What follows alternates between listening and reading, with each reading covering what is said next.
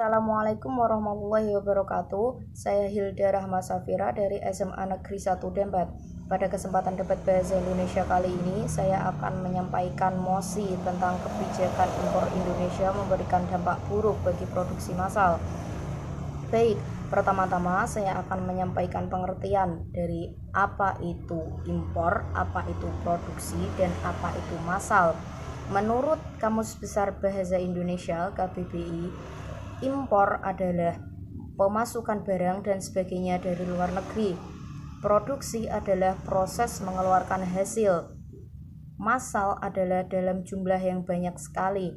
Jadi, kebijakan impor Indonesia memberikan dampak buruk bagi produksi massal, dengan kata lain merupakan kebijakan yang mendatangkan barang dari luar negeri dalam jumlah yang tidak sedikit, sehingga memberikan dampak negatif bagi produk dalam negeri yang konsumsinya cenderung merosot dan kian turun sepi peminat dari tahun ke tahun.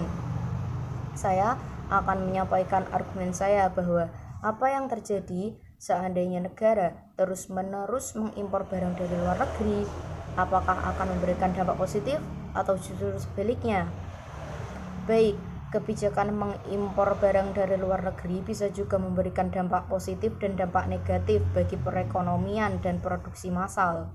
Kebijakan Indonesia dalam hal perdagangan internasional memberikan manfaat terhadap perekonomian suatu negara.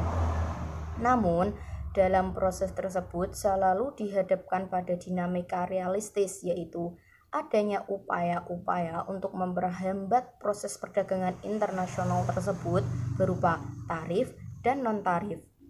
Juga ketergantungan impor membuat industri dalam negeri tidak bisa berkembang. Dikutip dari sindonews.com, ketergantungan Indonesia terhadap impor selama ini karena produksi dalam negeri yang terbatas atau juga dapat dikarenakan adanya keuntungan dalam perdagangan luar negeri. Mengapa demikian? Karena 1. Produksi dalam negeri terbatas, sedangkan permintaan domestik tinggi. Jadi, impor hanya sebagai pelengkap. Yang kedua, sama seperti faktor pertama, sehingga dengan adanya impor akan mengurangi produksi dalam negeri. Yang ketiga, jika dilihat dari sisi neraca perdagangan, impor lebih menguntungkan karena produksi dalam negeri bisa untuk ekspor dengan asumsi harga ekspor di pasar luar negeri lebih tinggi daripada harga impor yang harus dibayar. Saya setuju jika kebijakan impor perdagangan internasional antara Indonesia dengan negara lain tetap berlaku.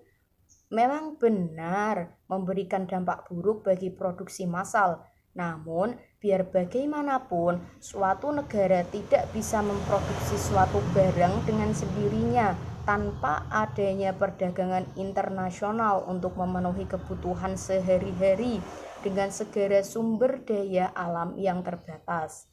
Yang bisa dilakukan adalah bagaimana cara mengatasi dampak negatif dari perdagangan internasional. Antara lain, 1. Memberlakukan sistem kebijakan perdagangan internasional. 2. Memberlakukan efisiensi terhadap pengolahan sumber ekonomi negara. Yang ketiga, melakukan pengembangan terhadap iptek. 4. Memberikan perhatian khusus terhadap industri dalam negeri dalam pemberian subsidi.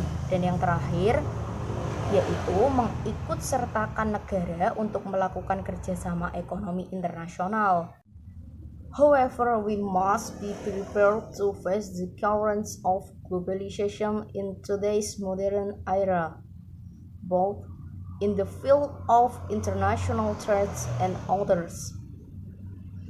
Yang berarti biar bagaimanapun kita harus siap menghadapi arus globalisasi dalam era modern saat ini, baik di bidang perdagangan internasional maupun di bidang yang lainnya. Baik, cukup sekian penyampaian argumen dari saya. Kurang lebihnya saya mohon maaf. Terima kasih. Wassalamualaikum warahmatullahi wabarakatuh.